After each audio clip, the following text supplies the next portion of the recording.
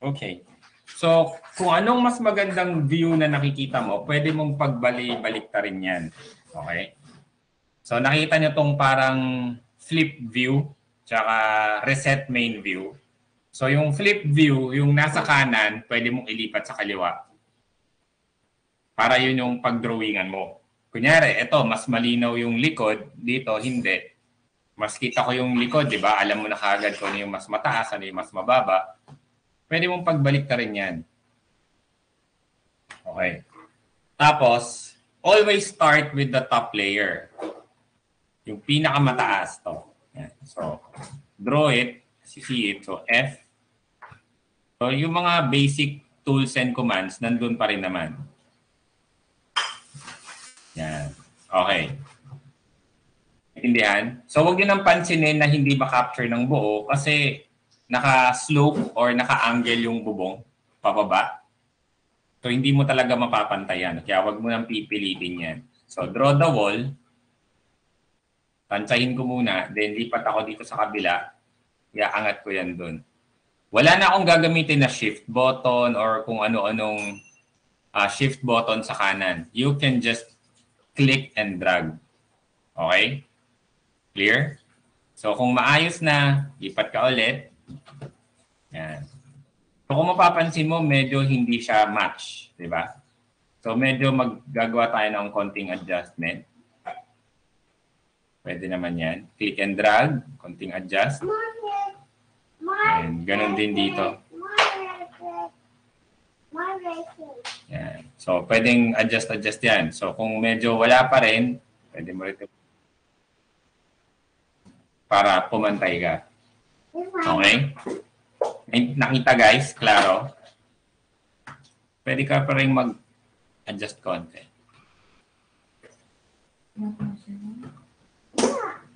Yan. Okay. Tingnan natin kung pantay na siya sa kabila. Ayun, pantay na. So, huwag nyo nang isipin na ito hindi pantay, ganyan-ganyan. Kasi, hindi mo talaga mapapantay dahil unang-una, okay, yung roof slope yan. Right. So, importante dyan yung kanto, makuha mo ng tama. Next, ito itong nasa likod. Okay, hindi ko makita rito kung saan siya. So, pwede natin pagpalitin ulit. Hanap tayo mas magandang view. Parang okay naman dun. Yan. So, ito, tabingi yung drawing ko. So, kung tabingi drawing ko, pagpalitin ko na lang. Yan. Parang okay to, top view. So, F. Drawing natin to para straight.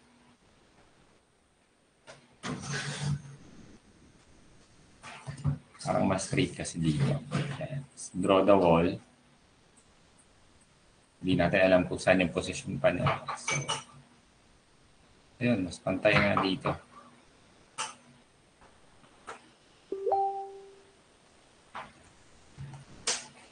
Hahanap ka lang talaga ng mas maayos na view. So, ito, medyo pantay na yan. So, I'll draw the wall to the bottom. Yan. So, guys, tandaan nyo, always draw the wall to the bottom. Hindi pwedeng kapos, hindi pwedeng sobra.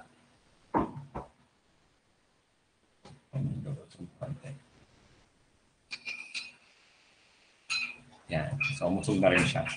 Okay, next. Mas magandang view ng likod. Ito. Yan. So, ito, medyo diba natin. So, kung mapapansin nyo, guys, halos magmamatch na yan per view. Tingnan nyo. Ano, pantay na rin. Pantay na rin siya. So, ito yung maganda sa bagong software. Okay, next. So, parang may canopy doon or roof extension. Pwede mong kunin. Kumantay ka lang. Okay. Next, ito medyo kulang ng konti. Konti lang. Mas madali na magpantay, di ba? Hindi katulad doon sa naunang software natin.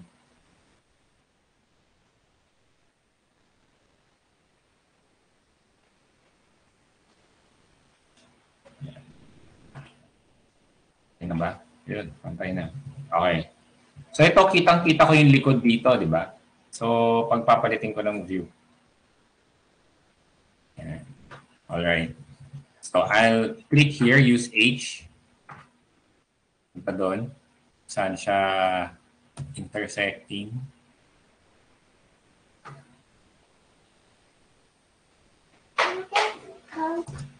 Yan. Okay. So next. Tingin tayo doon kung nagmamatch ba siya. Tingnan niyo yung corners. Yan, corners, matching. If it's matching, okay ka na. That means tama yung click mo dito ng points. Okay, next. Ito. Dito tayo. Yan. Itong part na to. So, I'll use H again. Tatantayin ko kung saan siya. Somewhere here. Pero kasi parang balcony lang naman yan. So, dito tayo. Parang bakod. Alam niyo yun? Yan. Content. Yan. Okay. Hindi, bubong pala yun. So, since bubong siya, match H tayo dito. Just adjust H.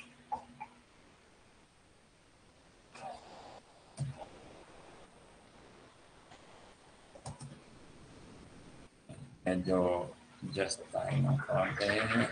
Pa rin. Yan. Okay. So, tingnan natin kung nag-match dun sa kabila. Ayun, match na rin siya. So, wag mo nang galawin. So, kung papansin nyo guys, meron siya dito sa likod. Ayun o. Ito. So, mamaya, makukuha din natin yan. So, next, unti-unti. Ito naman. So, hindi ko makita yung intersecting niya. Dito, kita. Ayun. So, pagpalitin natin ng view ulit. Yan. So, use H again, kung saan man sila nag-intersect. Plus F.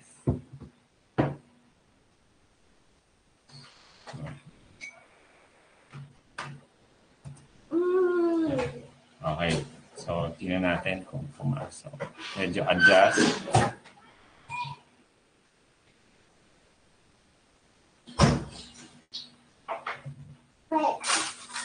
Tingin tayo doon. Ayun, sakto na rin siya. Kapag sakto, huwag nyo nang pakialaman guys. Ha? Next, ito. Ayan. Parang balcony. Hindi makita ng malinaw dito sa part na to. So, mag-switch ako ulit ng view. Ayan. Okay. So, natin. So, H. So, yung may siya. So, medyo mas mababa ng konti.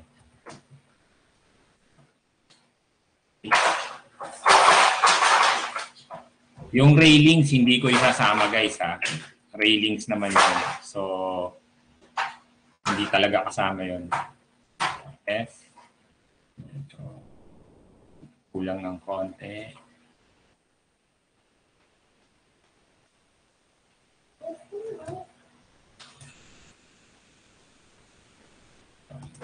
Close. Yan. O, tingnan natin pagdating doon. So, doon hindi pa siya tumatama. Ayun, no? So, we can make some adjustments. Use click and drag lang. Yan. Okay, tapos use Alt button. Yan. So, okay. Tingnan nyo lang. Yan. Sobra.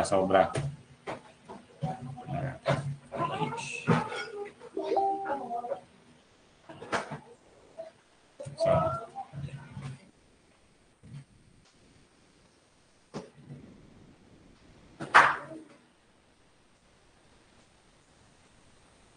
yan. Okay. So, papansin nyo, laging best friend si Alt tool na lang. Dito, halos wala ka nang gagalawin. And, ayun, nakita nyo to, nasa pinakababa. Kasama pa yan. Kahit hindi yan kasama sa target building mo, kukunin mo yan. Ayan, wala naman siya dun sa view na yun eh. But since nandun siya, kadikit siya ng building and it's part of the layer, ipa tayo. Check tayo ng ibang view. So, wala siya. Hindi siya kita doon. Hindi rin siya. Mali. Pinapindot ako. Okay natin ulit.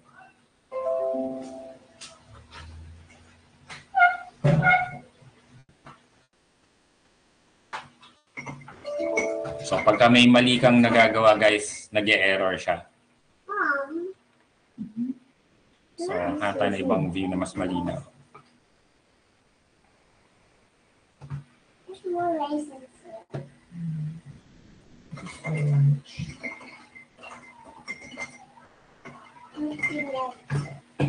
Pwede na siguro to. Yan. So, use H ulit. Yan.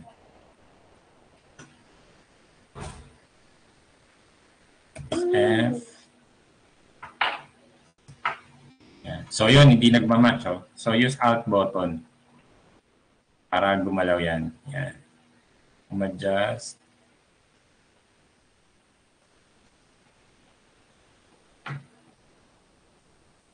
Yun. So, tama na siya.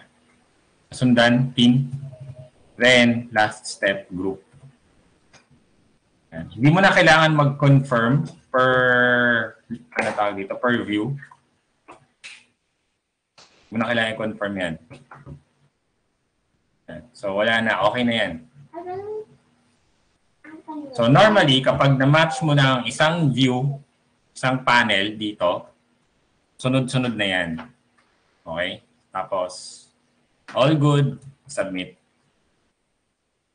Sundan, team, malinaw. So, madali lang, di ba?